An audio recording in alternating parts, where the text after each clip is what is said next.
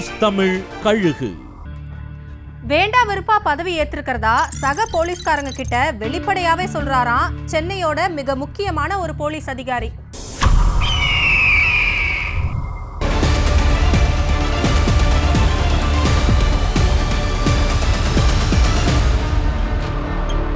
சென்னை மாநகர காவல்துறையில சட்டம் ஒழுங்குல இணை ஆணையர் அந்தஸ்துல இருக்கிற ஒரு ஐபிஎஸ் அதிகாரி பதவியேற்ற உடனேயே தான் அலுவலகத்துல இருந்த போலீசாரை அழைச்சி, நீங்க ரொம்ப கொடுத்து வச்சவங்கயா, உங்களை டிரான்ஸ்பர் செஞ்சாலே எங்க போறீங்க, அந்த ஊர் ஓகேவா, இந்த ஊருக்கு போறீங்களான்னு கேட்டு மாத்துறாங்க.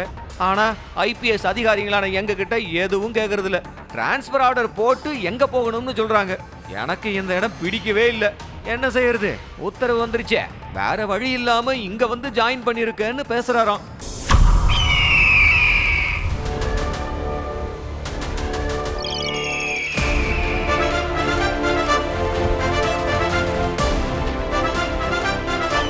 நியூஸ் தமிழ் கழுகு.